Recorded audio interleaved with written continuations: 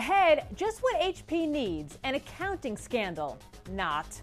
And a sweet ride later in the show.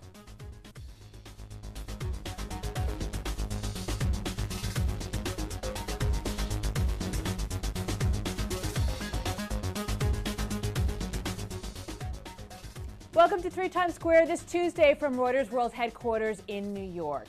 An acquisition gone bad. Hewlett Packard and CEO Meg Whitman taking a nearly $9 billion charge related to its purchase of Autonomy.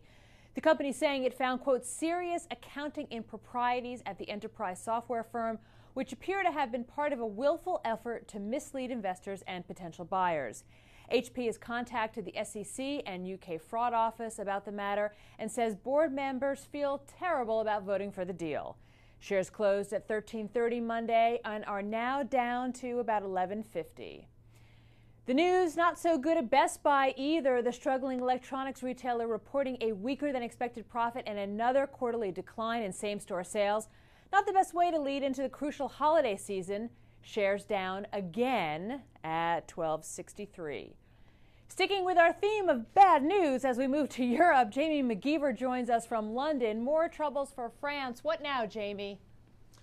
Yes, Lisa. Well, safe to say this has not been the best week for France. First, there was that Economist cover page, which we all saw, and now a sovereign downgrade. 10 months after S&P stripped France of its AAA rating, Moody's has done just the same last night.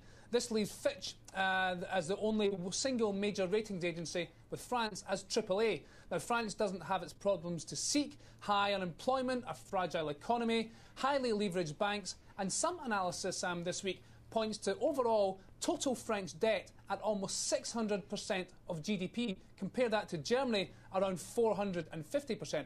But, of course, on the other side, all those worries are supporting the French bond market, and France is still something of a safe haven. So the government is enjoying near record low borrowing costs and can easily service its debt. So, Lisa, it's not all bad in France.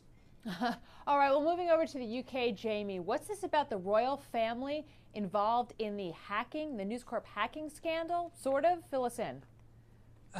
Yes, another twist in this incredible saga. Of course, as you mentioned, it's the saga that started with the phone hacking, at the centre of which was Rupert Murdoch's News International. It's since exploded much further, and today, former newspaper boss and News International chief Rebekah Brooks, she was charged with conspiring to make payments to public officials. Of course, that's highly illegal, and it's thought that those payments were being made for contact details of members of the royal family. We haven't been told which members of the royal family yet, but I'm sure that will come out soon.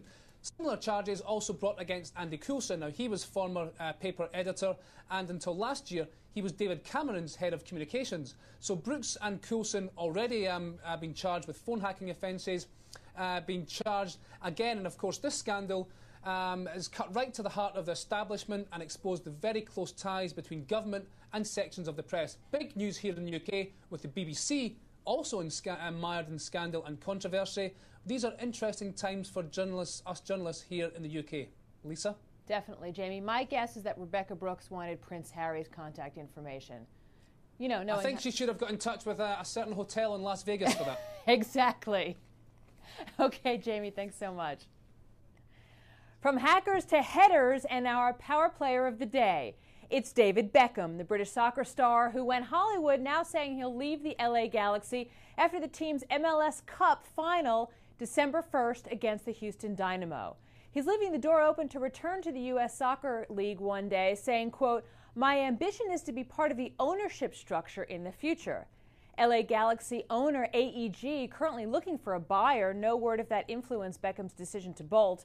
Word is the 37-year-old still has legs and is sniffing around for a spot on an Australian team. And finally, just in time for the holidays, my favorite story of the day, a new Guinness World Record for the longest chocolate structure in the world. A train made entirely of chocolate on display at the Brussels South train station.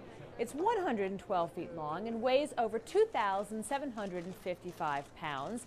Chocolate artist Andrew Farrugia spent over 700 hours constructing it and shipped it from his native Malta to Belgium in 25 wooden boxes.